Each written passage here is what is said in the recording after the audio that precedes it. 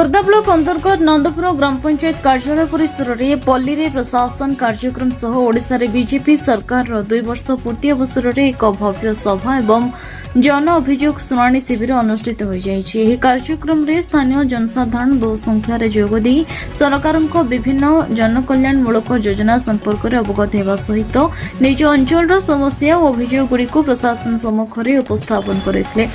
शिविर माध्यम साधारण लोकों समस्या त्वरित समाधान और प्रशासन को ग्रामांचल लोकों निकटतर करने उद्देश्य सफल होता मत प्रकाश पाई। कार्यक्रम सफल आयोजन रे नंदपुर ग्राम पंचायत सरपंच श्री विप्लव केशरी बलियार सिंह भूमिका उल्लेखनीय रही। दक्ष नेतृत्व समन्वय रक्षा एवं जनसेवा प्रति निष्ठा कार्यक्रम को सफल करिबारे मुख्य भूमिका ग्रहण करथिला। उपस्थित जनसाधारण मध्य सरपंचको एही प्रयास को प्रशंसा करने सह भविष्य में एभली जनहितकर कार्यक्रम आयोजन पई आशा प्रकाश करथिले। स्थानीय अंचल विकास लोकों समस्यार समाधान एवं सरकारी सेवा को घर पाखरे पहुंचाइबा दिगरे एही कार्यक्रम एक सफल पदक्षेप बोली मत प्रकाश पाई।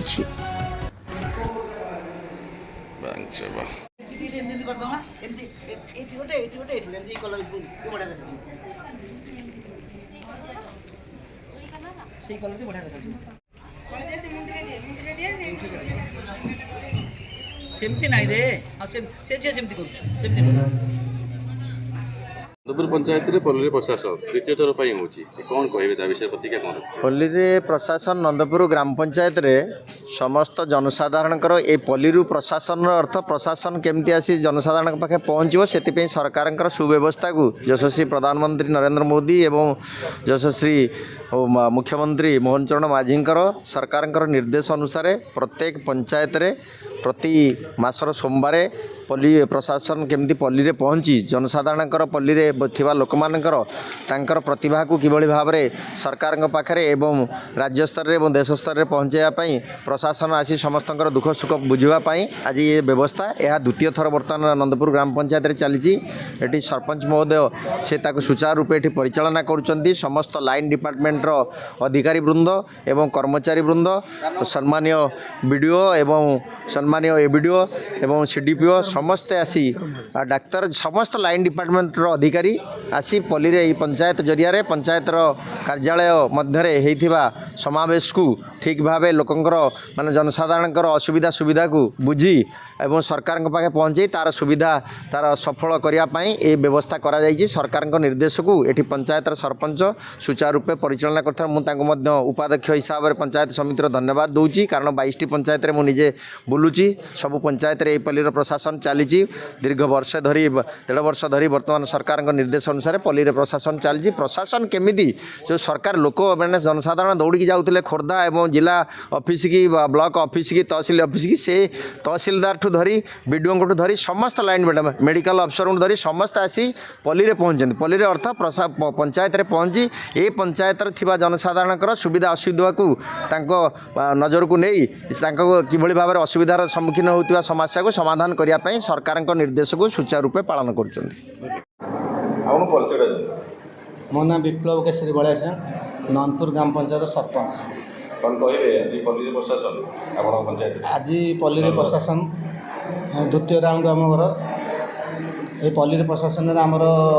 14-15 विभाग डिपार्टमेंट ब्लॉक समस्त आसी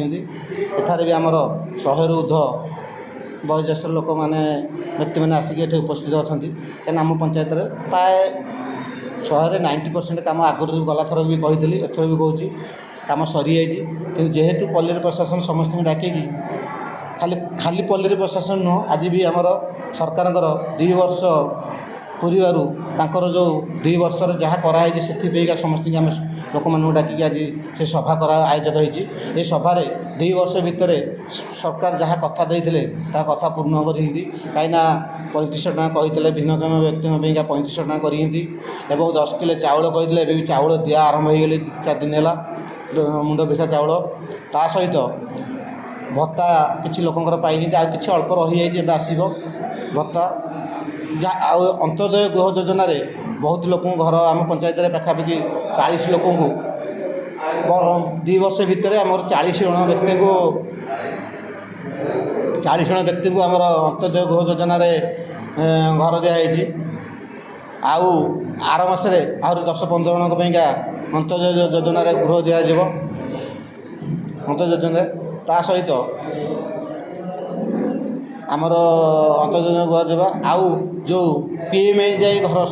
କେନ୍ଦ୍ର ସରକାରଙ୍କ ଯେଉଁ ଘର କେନ୍ଦ୍ର ସରକାର ଘର ବର୍ତ୍ତମାନ ଆସିନି, କାହିଁକିନା ଆମେ ସରକାର କହୁଛନ୍ତି ଏଇ ଜୁଲାଇ ଅଗଷ୍ଟ ଭିତରେ ଆସିବ ବୋଲି ଘର। ଯଦି ସେ ଘର କିଛି ଆସିଲା ତାହେଲେ ଆଉ କିଛି ବ୍ୟକ୍ତି ପାଇଯିବେ,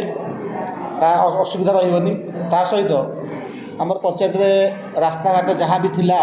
ପାଖାପାଖି ଅଧାରୁ ଅଧିକ ସମ୍ପୂର୍ଣ୍ଣ ହେଲେ। ଏ 2 ବର୍ଷ ଭିତରେ ବହୁତ କିଛି କାମ ହେଇଛି। କାରଣ ସରକାରଙ୍କୁ ମୁଁ ଧନ୍ୟବାଦ ଦେବି, ମୋହନ ସରକାରଙ୍କୁ ଏବଂ ମୋଦି ସରକାରଙ୍କୁ, କାରଣ ସେ ଯାହା କହିଛନ୍ତି ତାହା କରିଛନ୍ତି। ଆଉ ଆମ ପଞ୍ଚାୟତରେ ବି ବହୁତ କାମ ହେଇଛି। ଏ 5 ବର୍ଷ ଭିତରେ ବହୁତ କିଛି କାମ ହେଇଛି। ସେଥିପାଇଁ ମୁଁ ଆଉ ଥରେ ମୋ ପଞ୍ଚାୟତ ତରଫରୁ ଓଡ଼ିଶା ସରକାରକୁ ଧନ୍ୟବାଦ ଦେଇ ଖୋର୍ଦ୍ଧାରୁ ପ୍ରିୟଙ୍କା ମହାପାତ୍ରଙ୍କ ରିପୋର୍ଟ, ନ୍ୟୁଜ୍ ଉପାନ୍ତ ଖବର।